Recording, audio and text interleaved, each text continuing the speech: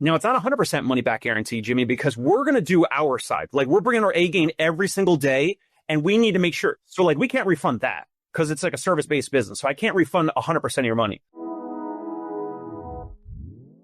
I was surprised when APTA said we were going to have too many physical therapists. I remember that. That was a while ago, right? Seriously? That was a while ago, right? Yeah. That was an old report. Right. I haven't really been looking at these market reports. I think at this point, the past, I don't know, even before and after COVID, they're kind of approximately the same. I think still one of the best ones is that the web PT one about the drop-offs, which was like, I don't know, whatever it was, like 90% of patients drop off or something insane that don't complete their plan of care. I think that was probably one of the best ones from like the past, I don't know, 10 years or whatever. But everything else, I mean, Providence is obviously going to be, most of this data is going to be from in-network clinics. So that's fine because that's like where the volume is. But most of what you covered, like I watched a little bit or I listened to a little bit. So I wasn't surprised at all. Yeah. The things that the contradiction is confusing me. 8 out of 10 clinics are growing year over year, except 70% of clinicians are thinking about leaving, which means the clinics are doing well, but they're just shuffling and reshuffling the deck. They could be, I don't know, wouldn't that say a clinic could do a lot better if you stopped having to try to attract and hire people? Sure. Yeah, you would have more focus on, marketing or growth or stability and less focus on recruiting and hiring. I mean, you always need to focus on both, but if 70% of your workforce is whatever it was, unsatisfied or looking to potentially leave their job or leave the industry, like, yeah, that's quite significant. Yeah. I liked Jared Hall's recent post where he was talking about, and I forget the law or the rule, but basically as you make things more efficient, you increase utilization. And I think that's what we're seeing here. Clinics are operating more efficiently. They're getting more done with less staff. That's it. There's no other like secret recipe. Yes, more therapists are leaving. Yes, fewer therapists are joining. We have to develop business models that don't look like the business models of the past. Why are we in the insurance-based market trying to do what Dave is doing in the self-pay market? Why are we still trying to do hour-long sessions? Why are we still selling relationships and listening to stories when that's not what we're being paid for? Everybody across the board goes to single unit visits. Immediately, we quadruple our access to clinicians because one clinician can do the work of 4 if we reduce the duration of the visit. And I would argue the patient gets a better outcome. Yeah. The patient gets a faster outcome. How would you define a better outcome? If it was all single unit visits.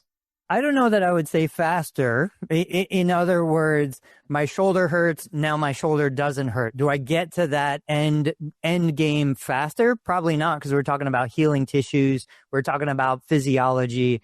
But I would say better because the 15 minutes, 10 minutes we spend with each patient is more impactful. They actually remember something we taught them when they go home. We increase compliance if we increase frequency.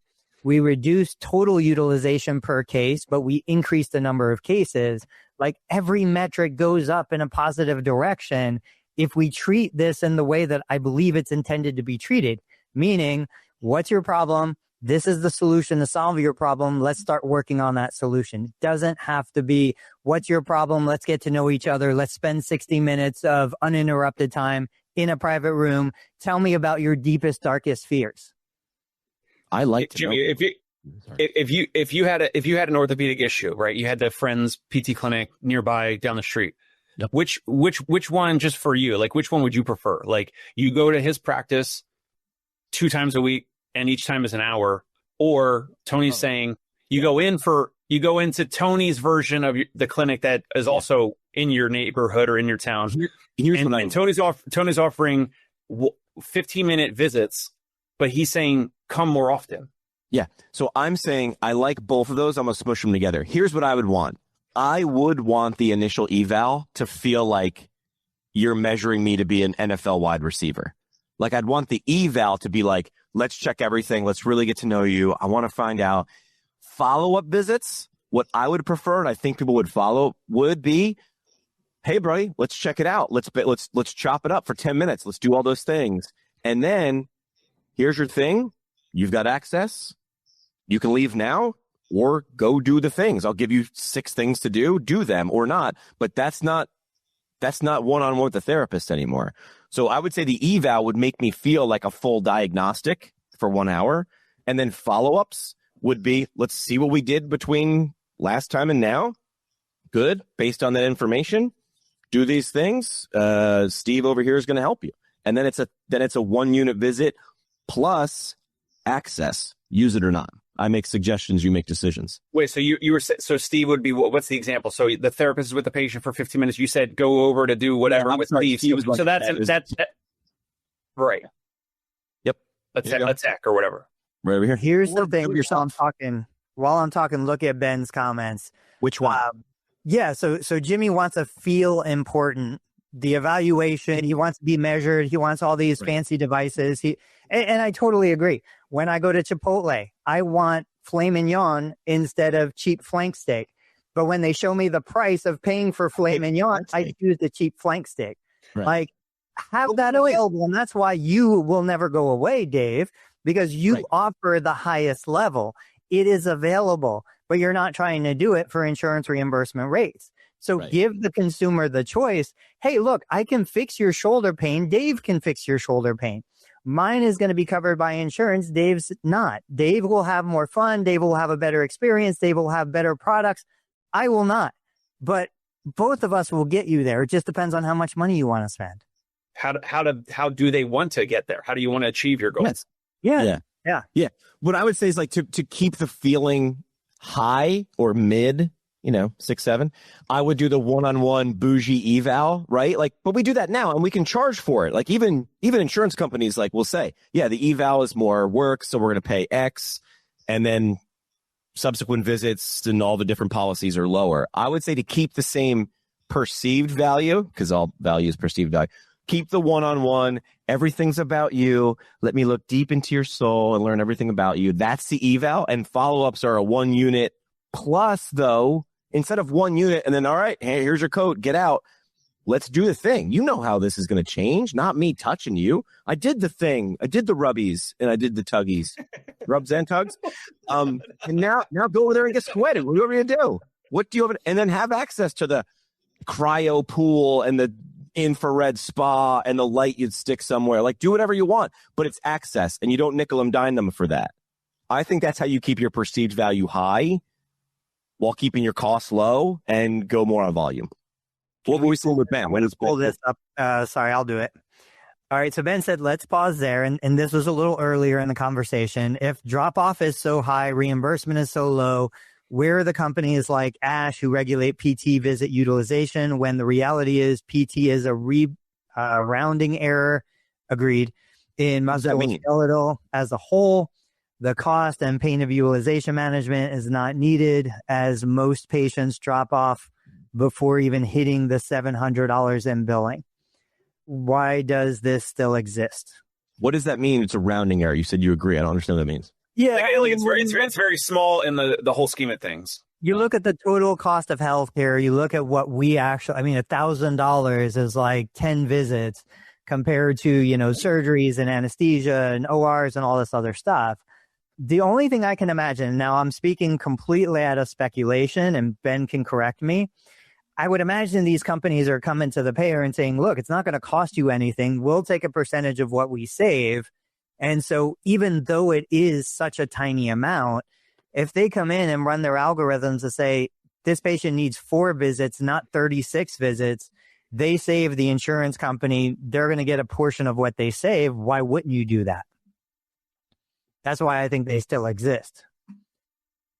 And then Ben said, in fact, if PT was better utilized without friction and reduction in TCOC, total cost of care in musculoskeletal as a whole goes down, putting friction in the wrong spots. And that's where a couple of weeks ago I shared it. I asked ChatGPT, I'm like, if there's all this research that says we save insurance companies money, why are we not seeing the benefit of that? And it's because most likely the insurance company business model does not benefit from what we do.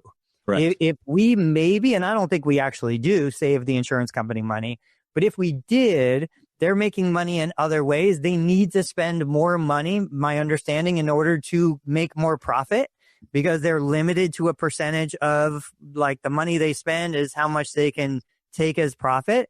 So it doesn't help them to spend less. It's better for them to spend more because then they can charge more, then they can profit more. That's the model. Yeah, I mean, this is where like I love people who do advocacy, but that's not going to change it. I mean, guys, let's be realistic. It's like insurance companies don't do math. They're a math company. That's all they do is math. And if we had a big enough math, they would math with us and they would go, here's more math. I'm using math as a verb and a noun. That's not it. I'm very sorry. They don't what's that line? I just used like 7 times. The Upton Sinclair line. It's hard to get someone to understand something when their salary is dependent on them not understanding it. It's not even that. We're so small. It's like, oh, are you still here? Did we? Yeah. Okay. Yeah, sure. We'll give you a nickel. This will go down. Reimbursement will go down year over year. Act as if. Decide if you want to be in this. People's like, since I released that video when I went to Graham sessions last weekend, people were like, I loved it because I just sit here. They're like, well, what are you going to do about it? What's APTA going to do about it? I'm like, guys, I'm a dude in my living room. Sometimes I wear a tie. I'm not, what am I going to do about it? I'm asking you questions. The people who want complete control are also looking for people to solve it for them. And I'm like, you still have to solve it. What were you going to do yesterday? Nothing? I just held up a mirror and you're shocked at the result. I'm very sorry. That ain't it. Go ahead. Keep the conversation going. I'll be right back. Ben Gawin saying population health principles deliver the solution cost that matches the severity and need. Yeah, not all patients need the filet mignon. They don't, and they won't buy it. Like, that's why it's a pyramid, right? What I mean by that is like what Dave does is higher end, quite literally up on the pyramid. But the pyramid, we know how pyramids are shaped. It's thinner up there.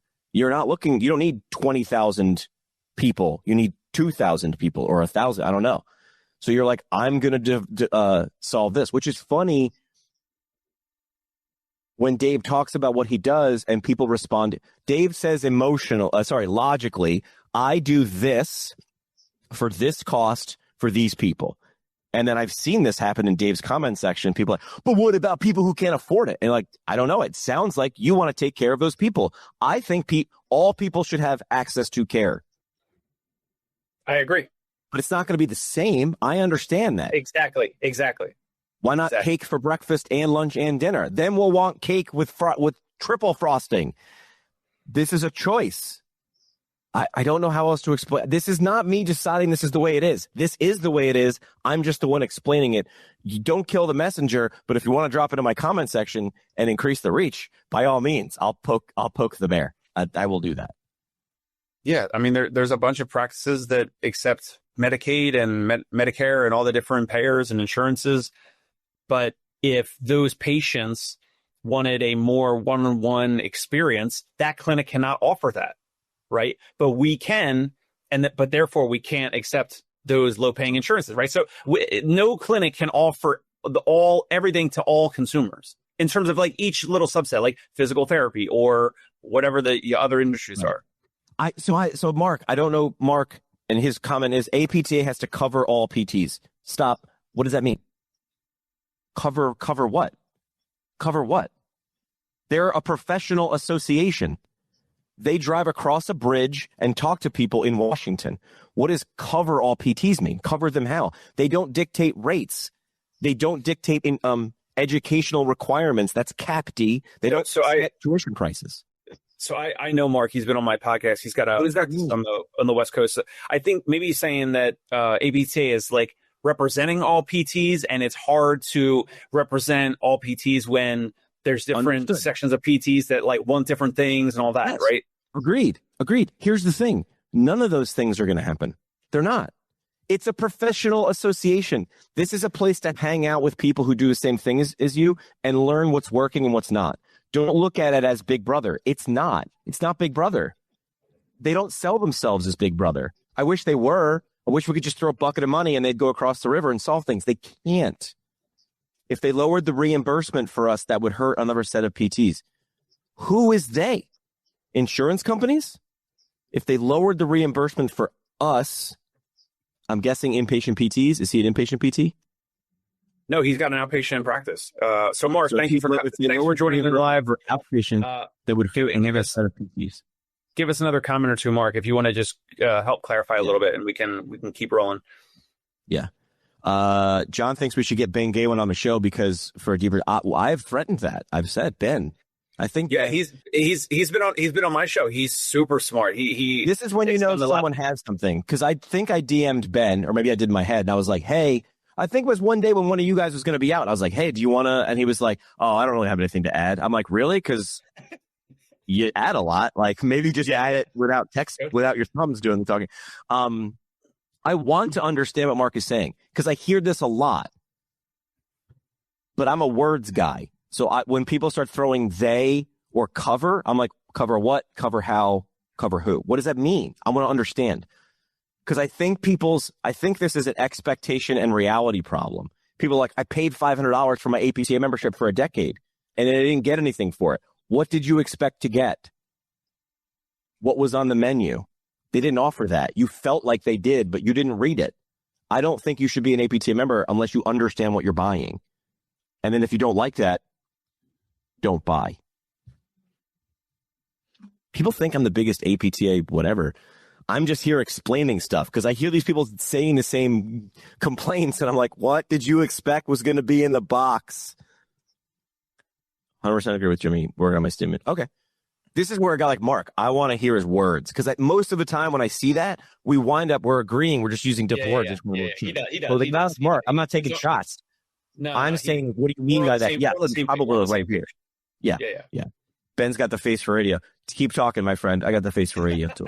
All right, let's get to this. Hold on a second. Oh gosh, these guys paid triple the rate. This is a big spender, a big sponsor. This is triple the rate. Brought to you by Clinical Vibes, the treatment philosophy based entirely on how it feels. By the way, all the visuals today, I used Tony's prompt. No protocols, no guidelines, just vibes. Simply ask yourself, does this feel right? If yes, document confidently from then on out. Clinical Vibes, not evidence-based, but emotionally compelling. All right. They paid triple. Did they pay in cash or vibes? They paid in vibes. They paid triple the vibe. It felt like a good deal when I signed it. I like the, like when Jimmy reads through like the little, like the real advertisement. Oh, he froze when he was going to give me a compliment. What happened? So when you read through kind of like the bullet points of the advertisement, like from ChatGPT or wherever you got it, it's perfect. I love it. I think though, in the future, we should consider you put an ad up and Tony or I have to do the ad read completely off the like cuff and that idea. Because we never know what's coming. I don't know if the audience knows, but so you do these, you put them up. We have no idea what's coming up on the screen. No. Yeah, what I want to be it's not going to be the ad read will not be as good as whatever you usually read. So you know what I want to do? It could be a fun exercise. The worst part of this, and I need to adapt. The worst part is when I put the ad up, I can see your faces in the monitors, but the audience can't. And I see you reacting, and that's what I'm. So the funny thing is, I'm looking at you guys, but the audience can't see you. And when I see one of you giggle or like do this, I go even harder. Like I go full Phil Hartman on the next line. And if I look at you guys and you guys are like, I sort of just speed through. I'm like, I don't give a shit about this. Well, let's keep moving. All right. Anyway, you're just going to sell certainty, not sessions. We're going to call this the 50% guarantee experiment. Dave, you run with this. Okay. Yeah. So I want your feedback. We're doing this live. This is what I would usually do with like my friends or business coaches or whatever. So we're kind of like $550 a visit for Saturday, Sunday, $350 per visit, Monday through Friday. That's kind of like our pricing. We do take some insurances and all that type of stuff, but I've been reading more. I have the $100 million model, whatever money models from Alex Hormozi, and I got a bunch of stuff from Alex Hormozi. And one of the things is there's money back guarantees or there's conditional guarantees. I want to pitch this live. So let's just say Jimmy's got back pain. Jimmy's got 7 out of 10 back pain. He's got pain when he squats, and Jimmy wants to get back. I'm just making all this up. He wants to get back to Orange Theory Fitness. He's going 3 times a week, but now he's got back pain with squatting. So Jimmy comes in, He does an evaluation with my physical therapist, Dr. Andrew. In that visit, in the first visit, he goes through the whole 1 hour comprehensive evaluation, pre-post test, all that. The pain goes from 7 out of 10 to 5 out of 10 with your deep squat. So, okay, let me see a squat. And you're like, oh, yeah, right there, it's 7 out of 10. And then we do some treatment, whatever the treatment is. Then, okay, let's stand back up. Let's squat again. 5 out of 10 low back pain. So you're already having a treatment preview in a short period of time, which will then help the therapist then present financing and cost and investment, all that type of stuff. So then the therapist says, all right, Jimmy, so what this, based off of this and how you're feeling, I believe that I can get this better in 12 visits. I think there's a good chance that I can help you completely overcome this. And in 12 visits from now, we'll talk about whether we're going to do once a week or twice a week or whatever. But with 12 visits, as well as some things for you to do at home, I'm going to get you back to Orange Theory. So I'm selling your goal. I'm selling the outcome, the transformation, the result of what you want, which is getting back to Orange Theory. And what we're going to do is to get you there, what it's going to cost is $4,200. And so I meant this multiplying. So 350 times 12 is $4,200. And you're going to be like, oh my gosh, that's a lot. And I wanted to use my insurance and all the normal objections that we hear. And that's more than I thought it would be. And I got to speak with my spouse and I got to think about it and sleep overnight on it and get back to you and let me think about it and all that type of stuff. And then we would say, okay, well, we want to nail down, is it just price? And let's just say if it is just price, it's literally like you're fearful of paying something and not getting the outcome. You're afraid of paying for something and it not working, right? So then you feel like, you feel bad about yourself. You feel like you made the wrong decision. So then we say, hey, Jimmy, if we do not get you back to Orange Theory in these 12 visits, and we could do video and we're going to make it objective and measurable as much as possible in terms of like squat depth, or we want to just try to make it as objective as possible. And you have to do some check-ins along the way in terms of showing us some exercises that you've done or whatever it is along the way. So you have to hit some checkpoints along this 12 visit process.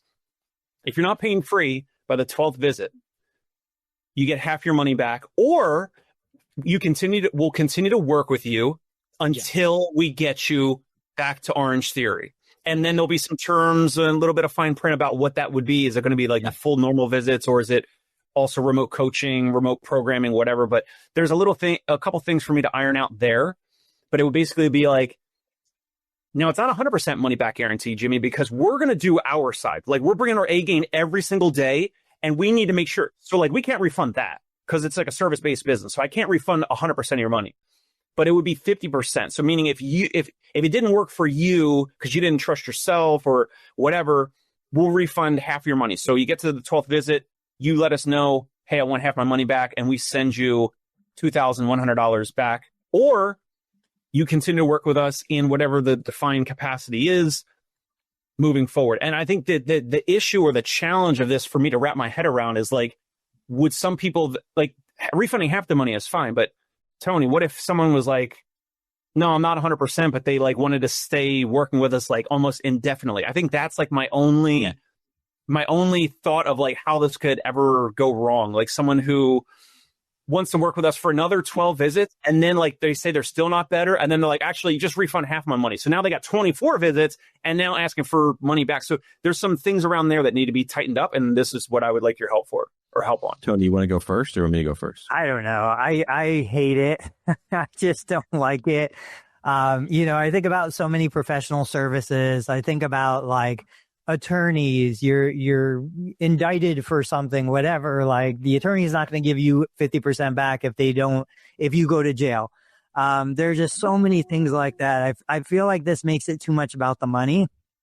And if we're coming down to, and I shared the risk reversal definition, like, I just think we're focused on the wrong thing. And I for you and what you do and how you do it, I'm just not a fan of this kind of interaction.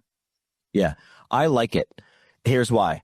But there's going to be an asterisk everywhere. There needs to be specific and asterisks. Here's what I mean. Number one, this is not for everybody. You tell your staff, define who this is for. This is for the person who that's their primary objection. Like, what are you afraid of? I'm afraid if I do it and I spend this money and I don't get it. Okay. Then you pull this out. It's holstered. It's not on your website. This is not, listen, this is where I call the look around.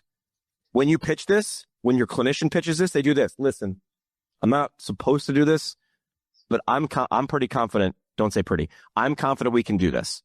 Here's what it looks like.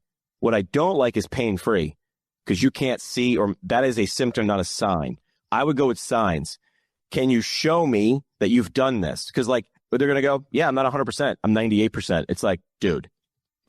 So just be specific along the way. If then, like now act like a lawyer. So what we're saying is, listen, if you do all these things and it doesn't happen, then my plan failed.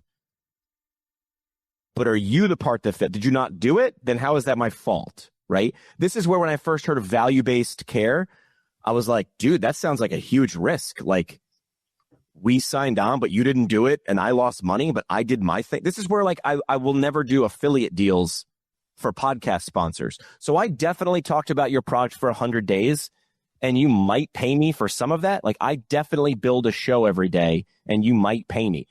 My job is to get them to know about your product, not to make them buy it. That's a human thing. Mm-hmm. Your job is to give them the plan. Their job is to do it. So I like this. I think you're 98% of the way there. I actually think you need less. I don't think you need to add to that. I usually think you need to like put the specifics. Yeah. All of health. Ben is saying all of healthcare should be like this. You can't put a cap on the time duration if going to the out. This is why we need you in the room, Ben, because I'm reading. Well, I thought he just said 6 months, but then he said you can't put a cap on time. Give like a rate. Oh, I think what he's saying. I'm channeling Ben, like, hey, listen, then I'll give you the money back, or you can continue. Is your goal still to get to Orange Theory? Yeah. All right, then we'll continue to work together until you get there. Maybe we're just 85% of the way there. So let's work together. I'll continue to work together with you. I'll give you the money back now and we walk away, or we continue to work together for 6 months to get you there at no additional cost. Yeah, this is what I was going to say. This is a risk contract. You agree to the KPI that are realistic to show you have done your part. But in case the patient hasn't done theirs, there needs to be a way to track it. It doesn't need to be like a thing that you do in the courtroom. And here's they'd have to like, I don't know. It could be like they have to video record them doing their HEV. Yeah, I don't know. Like 3 days a week or something, which would cause more. It would be more work for the patient, but if you could document those videos and then you look back when they go and you're like, well, you only did. This is where I agree. This is where I don't like it with Tony, which is not for everybody. And now you guys are like splitting hairs and you're arguing with the person you're supposed to be helping. This is where I don't like it. But I will say, lawyers do this. Lawyers do take on cases like in disability claims, and they say, I will work for you for free if we win, because they know the case is huge, though. That's the difference. Yeah. And if I win, I get 30%. And you're like, 30%? That'll be hundreds. And you're like, or you could just pay me along the way. Which do you want? That's where I don't like this on your website, but I would like it if you're like, first you got to decide, who is this right for? And then do that. Do it as a test. But first, the hard part is defining who it's right for, who it's not. I think it's more important to decide who it's not for. And then what does it look like? That's realistic. Videotaping my workouts, I would never do that. I would just be like, okay, this is like if you don't like the food, but you ate 80% of it and you sent it back. It's like, it looked like you like it, Chief. Like, I don't know what to say. You didn't like it? You ate most of it. What do you want me to do with it? I made the food. You looked at the menu. You ordered it. I like this idea. This is a psychological thing. I think the amount of people that will actually push back on you or ever ask for their money back is terribly low. Right. So then it would help with conversions on the front end, that's the whole point. I don't know. I think the advantage to being a small business like this is we don't need large volumes. And don't disagree. I feel like this is a hard road to try and convert a couple of potential clients that with sales and all the other stuff you understand, you could do it a different way. How many do you think you have? Let's say you have 100 patients. How many would you need to give this to push them over the edge to jump in and go with you? Is this the exception or the rule? It's not the rule, because you wouldn't be in business if this was the rule. So because right now we're predominantly visit by visit. Now I have sold some packages. Oh, I see what you mean. have sold some, we've done some packages, but this would be like, here's the thing, like this whole idea came from Alex Hormozi because he was doing this type of a style for brick and mortar businesses and gyms and all that. And what it does in terms of helping the whole flywheel of the business is if you're selling this amount of money up front, $1,000, $3,000, $4,000, whatever dollars up front per person. Understood. That's the return on ad spend, the ROAS, like when you're paying for Facebook ads and Google ads and Instagram ads, meta ads. So you get that money and you're using the profit of that new customer and you're getting more new patients and, each month. Understood. And you're using the cash of those packages to pay for the ad spend and to get more patients and customers. I don't think you would lose doing this. I don't know if you need to do. Yeah, I would do this. I would try it. All right, we're almost at time. We got to do parting shots. But before we do, I want to make sure we don't lose money here. Our sponsor, what do you guys think this is? What do you think they sell? Up next is progress notes. If it exists, it probably happened. You can do things better. Write it in paper and pen, or like the old 10 Commandments. You could chisel it as well, but progress notes, just write it and do it better. Yes. Progress close. It's a regular notebook that somehow counts as documentation. You write whatever you want, whatever you remember, in handwriting no one can read.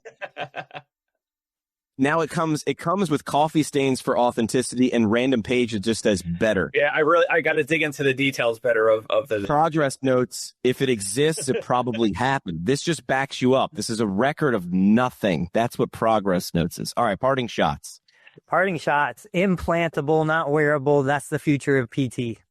Tony wants to be inside you. Keep going. Dave, parting shot. How do I follow that? Quickly. It's not. It's not. Implantables will not be the future of physical therapy. What's your parting shot then? My parting shot is the future will continue to be this bifurcation, this split of the low cost, extremely thin margin of physical therapy practices or out of network self-pay that have higher margins. And yes, there's more of this sales hurdle, which we're just talking about. But those are the two options moving forward. My parting shot will piggyback on both of yours. The future will be better for the people who pay attention. I think the people who are paying attention. None of that, what we just said, is going to come true on the show. Some of it kind of will. And we're all going to be Nostradamus because we're geniuses when we look in reverse. Hey, it's Dave Kittle. Are you a healthcare business owner or physical therapy practice owner who is looking to figure out your succession plan or exit strategy? We might be able to help. And in fact, we may be interested in acquiring your practice. If you're interested, you can reach out to me. Shoot me an email at dave@conciergepainrelief.com. That's DAVE at CONCIERGE painrelief.com. Or you can call me at any time, 646-781-8884.